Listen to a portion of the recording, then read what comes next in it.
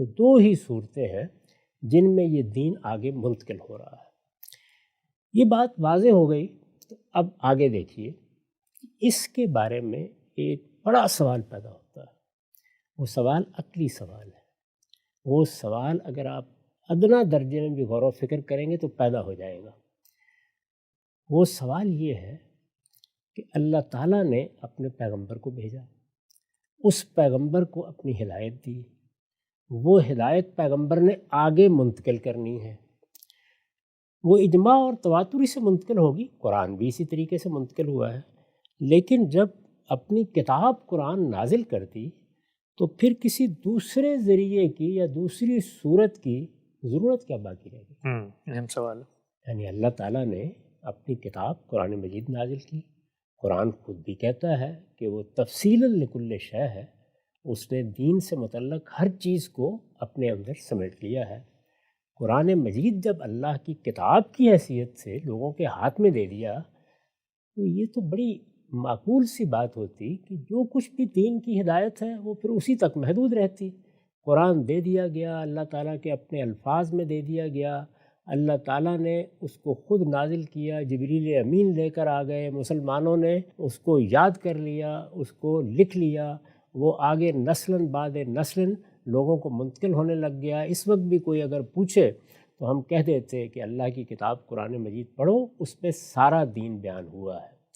لیکن جب ہم یہ کہتے ہیں کہ ایک قرآن اور دوسرے سنت، یہ سوال پیدا ہوتا ہے نا، عقلی سوال پیدا ہوتا ہے کہ پھر اس دوسری صورت کی ضرورت پڑی کیوں گئی؟ اہم بات۔ قرآن مجید کا جب ایک شخص مطالعہ کرتا ہے تو وہ یہ دیکھتا ہے کہ اس میں دین کی بنیادی ہدایت ہے، دین کی حکمت ہے، اخلاقیات بیان ہوئے ہیں، اس میں تمام عقائد کی تفصیلات کی گئی ہیں، اس میں ان پر مباحثے ہیں، قرآن مجید نے استدلال کیا ہے، اور اس کے ساتھ شریعت بھی بیان ہوئی ہے، یعنی شریعت اصلاً بھی بیان ہوئی ہے اور شریعت کی شرح و وضاحت بھی کی گئی ہے، شریعت سے متعلق بعض فروع تک بیان ہوئے ہیں۔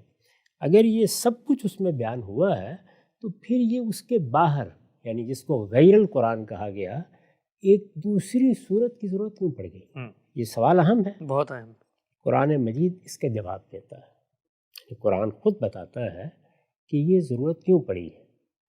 قرآن مجید یہ کہتا ہے کہ وہ اس زمین پر دین کی پہلی کتاب نہیں ہے، یعنی ایسا نہیں کہ 7ویں صدی میں اللہ تعالیٰ نے ایک پیغمبر کو مبعوث فرمایا، اور جب پیغمبر کو مبعوث فرمایا تو اس نے آ کے ایک دین کی ابتدا کر دی۔ آپ نے دیکھا ہوگا کہ بالعموم لوگ یہ کہہ بھی دیتے ہیں اسلام 14 صدی پہلے آیا تھا، یہ بات بھی کہہ دیتے ہیں کہ اسلام کے بانی محمد الرسول اللہ صلی اللہ علیہ وسلم ہے۔ قرآن اس پورے مقدمے کی تردید کرتا ہے، وہ یہ کہتا ہے کہ ایسا نہیں ہے، اللہ تعالیٰ کا دین پہلے دن آ گیا تھا، یعنی جب آدم علیہ السلام کو پیدا کیا گیا تو اللہ تعالیٰ نے جو دین ان کی فطرت میں ودیت کیا تھا اسی کی رہنمائی میں انہوں نے زندگی کی ابتدا نہیں کی، اس کے ساتھ ہی ان کو پیغمبر بنا دیا گیا۔ ٹھیک، یہ دین پہلے دن دیا گیا، یہ سب پیغمبروں کا دین ہے، یہی دین ہمیشہ سے اللہ تعالیٰ کی طرف سے نازل ہوا، اسی دین کو جبریل امین لے کر آتے رہے۔ قرآن اس کی پہلی کتاب نہیں ہے، یہ اس کی آخری کتاب ہے، اور محمد الرسول اللہ صلی اللہ علیہ وسلم اس دین کے پہلے پیغمبر نہیں ہیں، یا دوسرے یا تیسرے پیغمبر نہیں ہیں، وہ اس کے آخری پیغمبر ہیں۔ ٹھیک، اس کا مطلب یہ ہوا کہ اس دنیا کی ابتدا ہزاروں سال پہلے جب ہوئی، اس وقت سے لے کر اللہ تعالیٰ کی طرف سے ایک ہی دین دیا گیا۔ اس کو قرآن بیان کرتا ہے، وہ یہ کہتا ہے کہ اس طرح نہیں ہوا کہ اللہ تعالیٰ مختلف اوقات میں مختلف ادیان نازل کرتا رہا، بلکہ اس کے نزدیک اور اس کی طرف سے ایک ہی دین نازل کیا گیا، اور وہ اس کے نزدیک کیا ہے؟ وہ اسلام ہے۔ اس کو سورہ آل عمران میں اس طرح بیان کیا کہ ان الدین عند اللہ الاسلام، اللہ کے نزدیک دین صرف اسلام ہے، اور وَمَن یبتغِ غیر الاسلام دینا فلن یقبل منہ، یعنی ابتدا سے لے کر انتہا تک اگر اسلام کے سوا کوئی دین تلاش کیا جائے گا تو وہ قیامت میں اللہ تعالیٰ قبول نہیں فرمائیں گے۔ یہ مقدمہ ہے، یہ بنیادی مقدمہ ہے اور اہم ترین مقدمہ ہے، اس کو بڑی اچھی طرح سمجھ لینا چاہیے۔ یہی بات ہے جو ہم بار بار دہراتے رہے ہیں۔ ابھی بھی میں نے اسی کا خلاصہ کیا تھا ابتدا میں، یعنی اللہ کی ہدایت ہے، پیغمبروں کے ذریعے سے دی گئی ہے، آخری پیغمبر کی حیثیت محمد الرسول اللہ صلی اللہ علیہ وسلم کو حاصل ہے، قرآن کو بھی آخری کتاب کی حیثیت حاصل ہے۔ جب قرآن آخری کتاب ہے اور محمد الرسول اللہ صلی اللہ علیہ وسلم آخری پیغمبر ہیں تو اس سے پہلے دین کی روایت موجود ہونی چاہیے نا، یعنی یہ تو نہیں ہو سکتا نا کہ لوگ بالکل ہی اس سے ناواقف ہو گئے ہیں۔ تو دین کی وہ روایت جو پیغمبروں نے قائم کی، اس میں جس طرح عقائد تھے اسی طرح سے اعمال بھی تھے، جس طرح ایمانیات تھے اسی طرح شریعت بھی تھی۔ اس شریعت کو پہلے دن دے دیا گیا، اس شریعت کی تجدید ہوتی رہی، مختلف پیغمبروں کے ذریعے سے اس شریعت کی تصویب ہوئی، بار بار لوگوں کو اس کی یاد دہانی کرائی گئی، اور وہ شریعت اسی طرح نسلاً بعد نسلاً منتقل ہوتی چلی گئی۔ قرآن مجید اس کو بیان کرتا ہے اور یہ بتاتا ہے کہ یہ کوئی نیا دین نہیں تھا جو محمد الرسول اللہ صلی اللہ علیہ وسلم پر نازل کیا گیا۔ دیکھیے سورہ شورى میں اس کو اس طرح بیان کیا ہے، شرع لکم من الدین ما وصی بہ نوح والذی اوحینا الیک۔ رسالت مآب صلی اللہ علیہ وسلم کو خطاب کر کے کہا ہے، ہم نے آپ کی طرف وہی دین نازل کیا ہے، وہی دین آپ کے لیے مشروع کیا ہے جو اس سے پہلے ہم نوح علیہ السلام کو دے چکے، اسی کی وہی ہم نے آپ کی طرف کی ہے۔ وما وصینا بہ ابراہیم و موسیٰ و عیسیٰ، اور یہ جو پیغمبروں کے نام تم سنتے ہو، یہ موسیٰ علیہ السلام تھے، یہ عیسیٰ علیہ السلام تھے، اور اس سے پہلے ان کے ابوالآباء ابراہیم علیہ السلام، ان سب کو یہی دین دیا گیا تھا، کوئی مختلف دین وہ لے کر نہیں آئے، نہ اس دین کے علاوہ وہ کسی دین کے پیغمبر بن کر آئے تھے۔ ایک ہی دین یعنی دین اسلام، اللہ کی ایک ہی ہدایت سب کو دی گئی ہے، اور سب کو یہ اس صراحت کے ساتھ دی گئی تھی کہ ان اقیم الدین ولا تتفرقوا فی، اس دین پر قائم رہو، اس دین پر قائم رہو اور اس میں کوئی تفرقہ پیدا نہ کرو۔ یعنی صرف یہی نہیں کہ اس پر قائم رہو، بلکہ یہی دین ہے جو اختیار کیا جائے گا، اس میں اپنی طرف سے کوئی بدعت داخل نہیں کی جا سکتی، کوئی نئی چیز اس میں نہیں لائی جا سکتی۔ اللہ تعالیٰ نے جو کچھ دے دیا ہے اس کو مضبوطی کے ساتھ پکڑو اور اس پر استقامت اختیار کرو۔ تو یہ بات قرآن مجید نے واضح کی اور اس طرح اس غلط فہمی کو دور کیا کہ یہ کوئی نیا دین ہے یا کوئی نئی ہدایت ہے، یہ آج سے دینا شروع کر رہے ہیں۔ یہ تو انسانیت کی سب سے بڑی میراث ہے، انسانیت کا سب سے بڑا اثاثہ ہے۔ اللہ تعالیٰ کی ہدایت جو اسلام کے نام سے ملی اور جو آدم علیہ السلام کے زمانے سے ملنا شروع ہوئی، وہ عہد بعہد، وہ نسلاً بعد نسل لوگوں کو اسی طریقے سے ملتی رہی ہے، پیغمبر اس کی تصویب کرتے رہے ہیں، اور رسالت مآب صلی اللہ علیہ وسلم بھی جب مبعوث ہوئے تو وہ ہدایت اور وہ شریعت اور وہ دین پہلے سے موجود تھا، یعنی پہلے سے اس کے ماننے والے تھے، اس کو جاننے والے تھے، اس کو سمجھنے والے تھے۔ گویا سب پیغمبروں کا دین اسلام ہی تھا۔ یہ یہودیت، یہ نصرانیت، یہ اسلام کے فرقے ہیں۔ قرآن مجید اس کو بڑی وضاحت کے ساتھ بیان کرتے ہیں۔ ٹھیک۔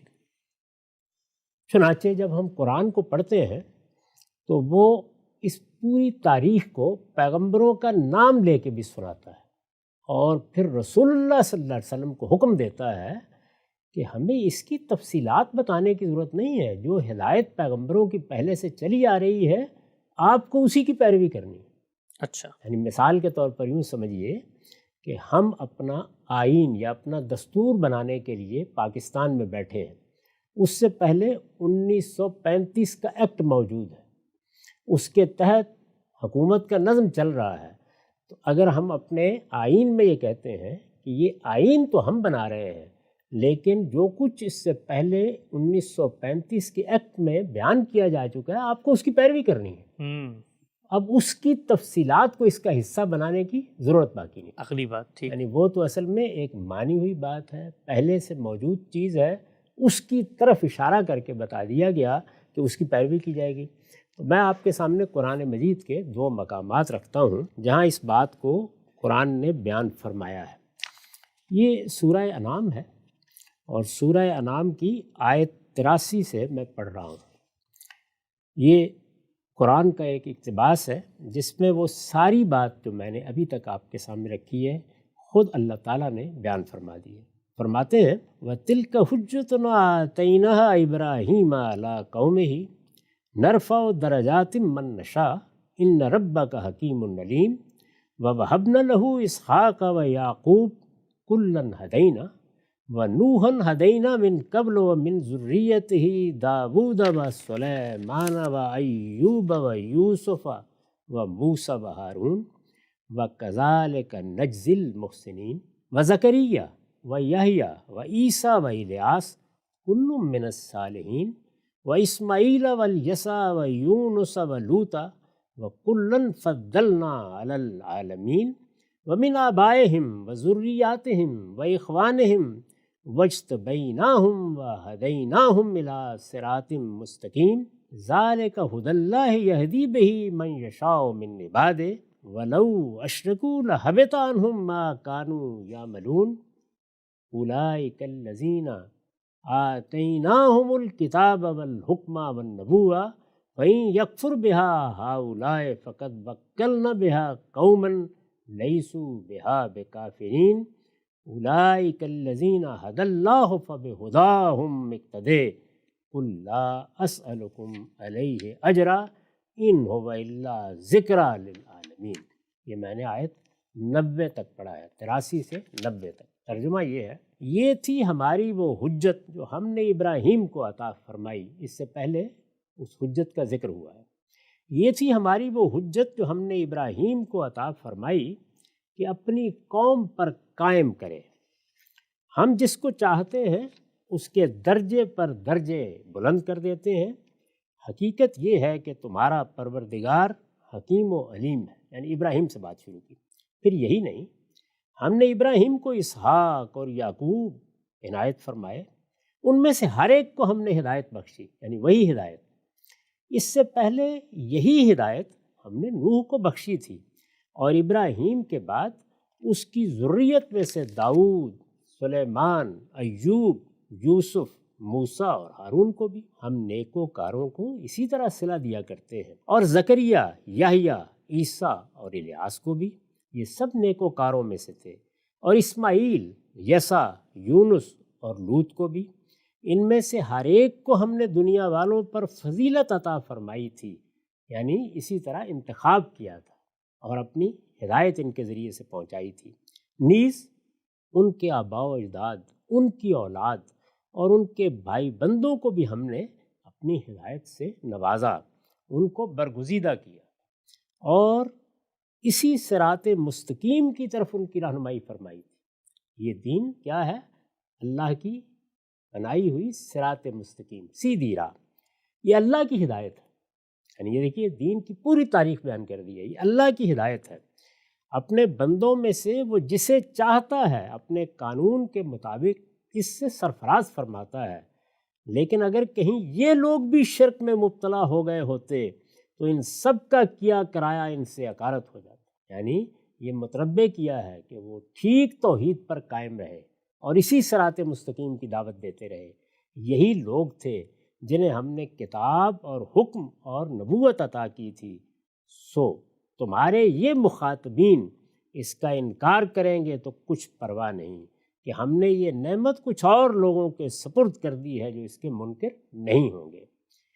علم نبوت کے جن حاملین کا ہم نے ذکر کیا ہے، سب پیغمبروں کا ذکر کیا ہے، وہی تھے جو اللہ کی طرف سے ہدایت یافتہ تھے۔ اب دیکھیے کیا کہا، سو انہی کے طریقے کی پیروی۔ اچھا، فَبِہُدَاهُمْ اقْتَدَیٰ، یعنی جو طریقہ انہوں نے اپنے پیچھے چھوڑا ہے، جو سنت انہوں نے قائم کی ہے، دین کی جو ہدایت وہ دنیا کو دے کر گئے ہیں، اے پیغمبر آپ کو بھی اسی کی پیروی کرنی ہے۔ سو انہی کے طریقے کی پیروی کرو۔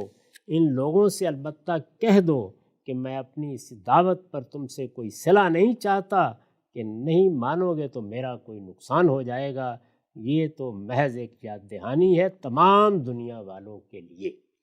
فَبِہُدَاهُمْ اقْتَدِیٰ، یہ حکم دیا گیا کہ یہ پیغمبر ہیں، ان کو اللہ نے اپنی ہدایت کے لیے منتخب کیا تھا، ان کے ذریعے سے یہ دین دیا گیا تھا۔ یہ نوح سے لے کر تمہارے زمانے تک جتنے پیغمبر آئے ہیں سب کا دین تھا، سب صراط مستقیم پر تھے، اسی ہدایت اسی دین کی اب آپ کو بھی پیروی کرنی ہے، یہ حکم دیا گیا۔ اب ذرا رسالت مآب صلی اللہ علیہ وسلم کے زمانے میں آ جائیے، یعنی پیغمبروں کی ایک فہرست پوری بتا دی ہے۔ رسالت مآب صلی اللہ علیہ وسلم کی بعثت کہاں ہوئی؟ عرب میں ہوئی۔ قرآن مجید عرب کی پوری تاریخ سناتا ہے اور یہ کہتا ہے کہ یہ وہ خطہ ہے جس کا ہم نے انتخاب کیا تھا۔ ہم نے اپنے بندے ابراہیم کو، یعنی ان پیغمبروں کے ابو الآباء، ہم نے اپنے بندے ابراہیم کو یہ کہا تھا کہ یہاں بیت اللہ کی تعمیر نو کرے۔ اس نے یہ تعمیر کی، پھر اپنے بیٹے کو یہاں آباد کیا اور یہ کہا کہ میں اس وادی غیر ذی زرع میں آباد کر رہا ہوں، اب یہ لوگ یعنی میری اولاد اس گھر کی حفاظت کرے گی، اس کو شرک سے پاک رکھے گی اور اس کو ان لوگوں کے لیے ہمیشہ تیار رکھے گی جو یہاں نماز کے لیے آئیں، اعتکاف کے لیے آئیں، طواف کے لیے۔ یعنی یہ پوری بات قرآن نے خود سنائی ہے اور یہ بتا دیا ہے کہ اس طرح سے اس سرزمین عرب میں اللہ کا دین پہنچا تھا۔ یعنی سرزمین عرب میں یہ دین کیسے پہنچا؟ ابراہیم علیہ السلام کے ذریعے سے۔ اسماعیل علیہ السلام یہاں آباد کیے گئے، وہ حرم کے متولی قرار پائے اور پھر انہی کی ذریت ہے جو آگے نسلاً بعد نسلاً اس روایت کو منتقل کرتی چلی گئی۔ گویا یہ اسماعیل علیہ السلام کے ذریعے سے عرب میں آ گیا اور پھر عرب میں ان کی اولاد کا دین بن گیا۔ یہ قرآن مجید نے تاریخ بتائی ہے۔ یہ سب بتانے کے بعد اب ظاہر بات ہے کہ رسالت مآب صلی اللہ علیہ وسلم کی بعثت سے پہلے جس قوم میں آپ پیدا ہوئے، یہ سوال ہوگا نا وہ قوم کیا ہے؟ جی، تو وہ یہ بتاتا ہے کہ یہ وہی قریش ہے، یہ وہی بنی اسماعیل ہے، یہ اصل میں ابراہیمی کی اولاد ہے۔ یہی بات خود رسالت مآب صلی اللہ علیہ وسلم کی قوم کے لوگ بھی کہتے تھے۔ خود رسول اللہ نے اپنا تعارف اسی حیثیت سے کرایا۔ تو عرب میں آ کے پھر ظاہر ہے کہ یہ دین یعنی انبیاء کا دین یہ ابراہیم کا دین کہلانے لگا۔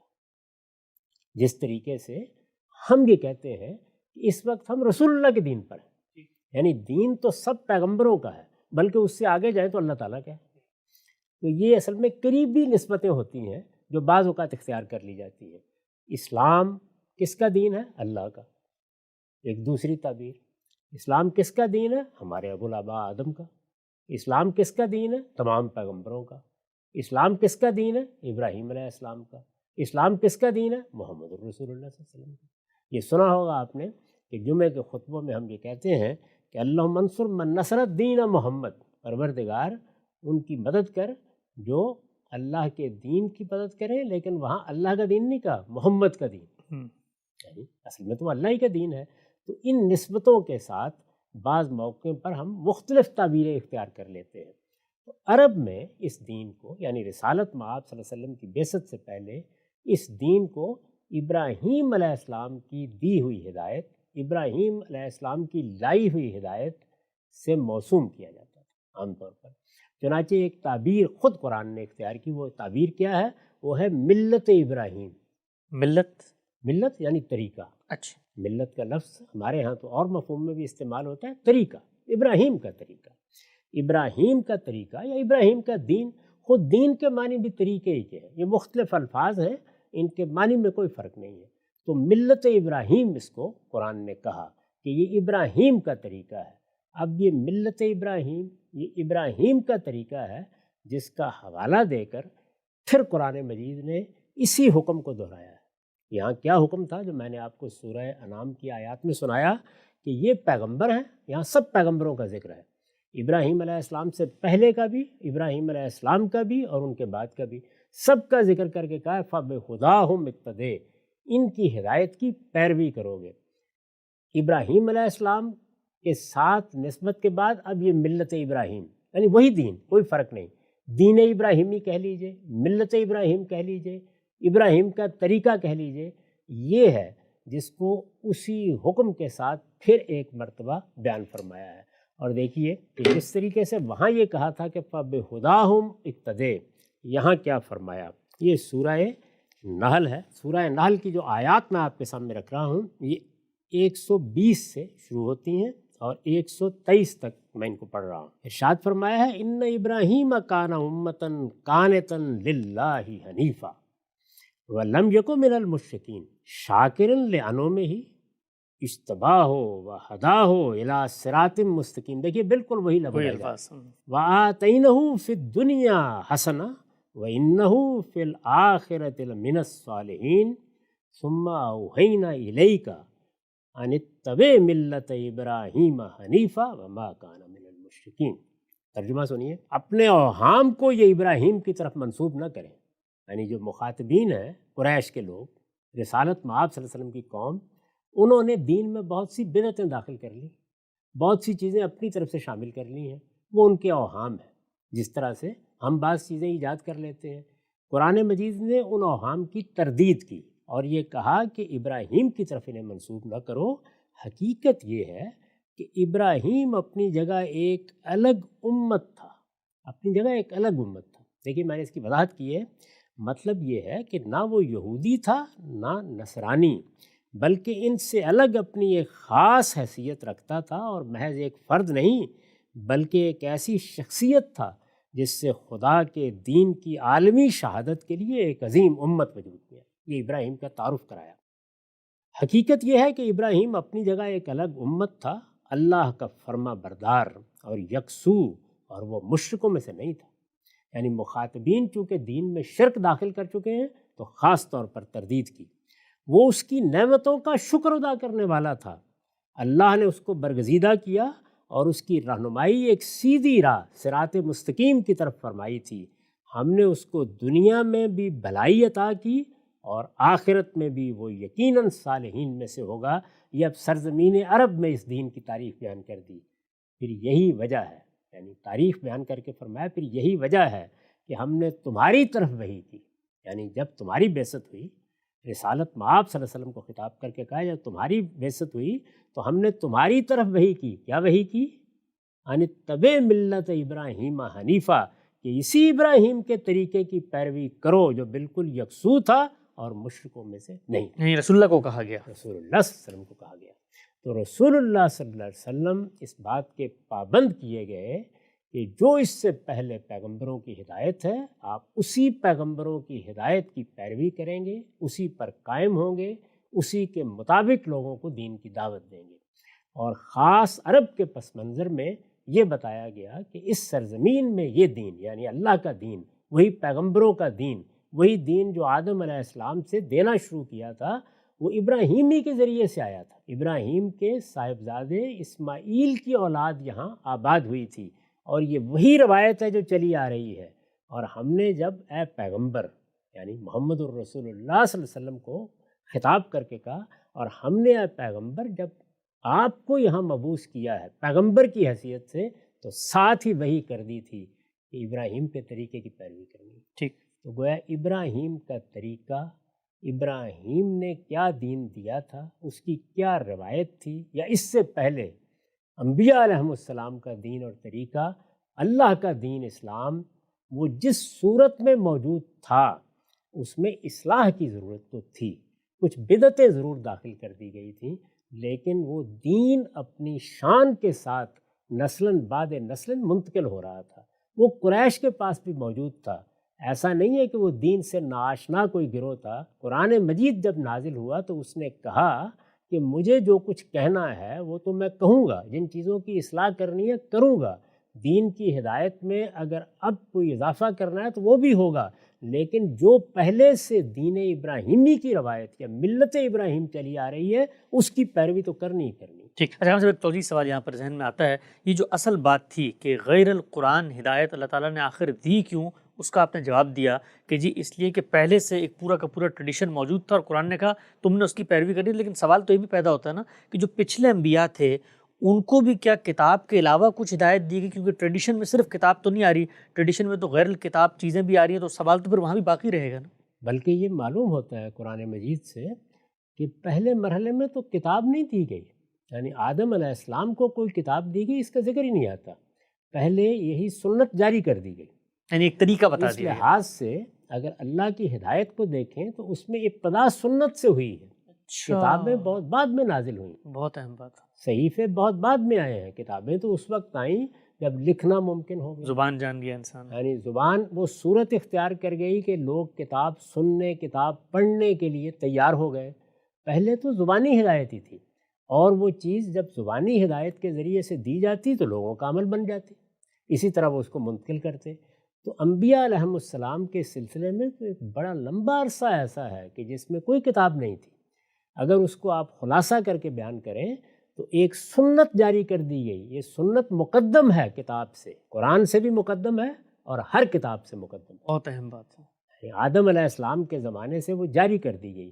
اس لیے قرآن مجید نے سنت سے متعلق جو کچھ بھی ہے اس میں کوئی اصولی بات کرنا تھی کر دی ہے، بنیادی ہدایت جیسے یہاں دے دی کہ اس کی پیروی کی جائے گی، اگر اس میں کوئی اصلاح کی ضرورت تھی تو وہ بھی کی ہے۔ بہت سی چیزیں نماز سے متعلق زیر بحث آئی ہیں، حج سے متعلق زیر بحث آئی ہیں، اصلاحات کی ہیں، لیکن اصلاً یہ سارا دین جس پر ہم عمل پیرا ہوتے ہیں وہ پیغمبروں کے دین کی حیثیت سے ایک سنت کے طور پر جاری ہے، اور تمام پیغمبر اس پر عمل کر رہے ہیں۔ ابراہیم کی ملت کی حیثیت سے وہ اہل عرب کے ہاں بھی جاری ہے، اور اہل عرب بھی اس پر عمل کر رہے ہیں۔ اس میں کچھ بدعتیں داخل ہو گئی ہیں، اس میں کچھ خرابیاں پڑ گئی ہیں، ان میں سے کچھ چیزیں لوگ فراموش کر بیٹھے ہیں، لیکن اصلاً وہ دین موجود ہے۔ وہ دین ہے جس کی پیروی کرنے سے اس دین کی ابتدا ہوئی، یعنی یہ دین جب پیغمبر صلی اللہ علیہ وسلم کو رسالت مآب کو دیا گیا تو ابتدا کہاں سے ہوئی کہ یہ ملت ابراہیم، یہ دین ابراہیمی، یہ ابراہیم کا طریقہ، اس کی پیروی کرنی ہے، پیغمبروں کی پیروی کرنی ہے۔ چنانچہ رسالت مآب صلی اللہ علیہ وسلم نے، قرآن تو ابھی نازل ہونا شروع ہوا ہے، رسالت مآب صلی اللہ علیہ وسلم نے اس پورے دین کا اپنے ماننے والوں کو پابند کرنا شروع کر دیا، یعنی نماز پڑھی جانے لگی، روزے رکھے جانے لگے، اسی طرح حج و عمرہ لوگ پہلے سے کر رہے تھے، اس کی ترغیب دی، اور جتنی ہدایات تھیں ان کی ہم آگے تفصیل کریں گے، وہ سب کی سب جاری ہو گئیں، جبکہ ابھی قرآن کی شاید 3-4 صورتیں بھی نہ اتری۔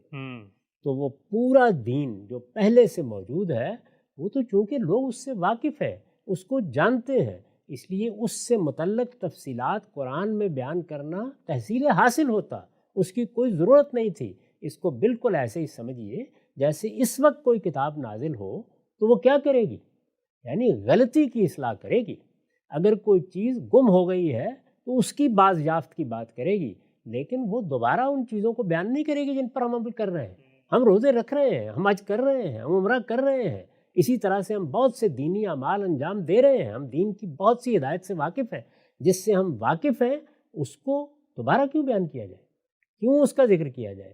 تو اصل میں یہ قرآن اور سنت میں یہ تو بالکل درست ہے کہ اللہ کی کتاب قرآن مجید قول فیصل ہے اور سنت اس کے بعد ہے، لیکن اگر آپ زمانے کے لحاظ سے دیکھیں تو سنت مقدم ہے اور قرآن مؤخر ہے، یعنی سنت پہلے سے موجود ہے، وہ پیغمبروں کا دین ہے، وہ دین ابراہیمی ہے، وہ ملت ابراہیم ہے، رسول اللہ نے اسی دین کو جاری فرمایا ہے، اور وہ رسول اللہ نے جاری فرمایا ہے، لیکن حکم کس نے دیا؟ اللہ تعالیٰ نے، اور یہ حوالہ دیا ہے سورہ نحل میں اس حکم کا کہ ہم نے آپ کو مبعوث کیا تو ہم نے ساتھ ہی وہی کر دی تھی کہ ابراہیم کے طریقے کی پیروی کرنی ہے، یعنی قرآن ہی نے پابند کر دیا، یعنی قرآن مجید نے حوالہ دیا، اس کا پابند تو اللہ تعالیٰ نے کر دیا، اس وحی کا یعنی پابند کیا تھا نا، اس کا حوالہ دیا یہاں، اوحینا الیک، ہم یہ وحی کر چکے ہیں آپ کو کہ آپ کو کیا کرنا ہے، ابراہیم کے طریقے کی پیروی کرنی ہے۔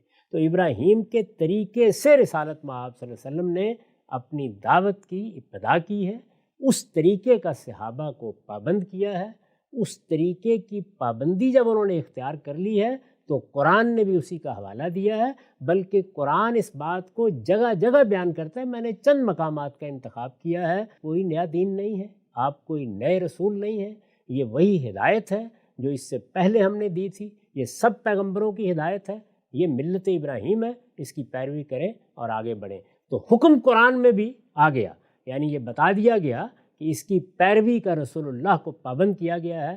بس اسی مثال سے سمجھ لیجئے کہ ہم نے دستور بنایا اور اس میں لکھ دیا کہ اس دستور سے پہلے جو دستور رہا ہے اس کی پیروی کرنی ہے، اس کی ایک ایک چیز اسی طریقے سے نافذ ہے، الا یہ کہ اب یہ کتاب نازل ہو رہی ہے، یہ اس میں کوئی ترمیم کر دے، کوئی تغیر کر دے، کوئی تبدیلی کر دے، وہ پھر اس کتاب سے دیکھا جائے گا، لیکن اصلاً دین سنت کے ذریعے سے جاری ہوا ہے، اور یہ سنت پہلے ہے اور قرآن اس کے بعد ہے۔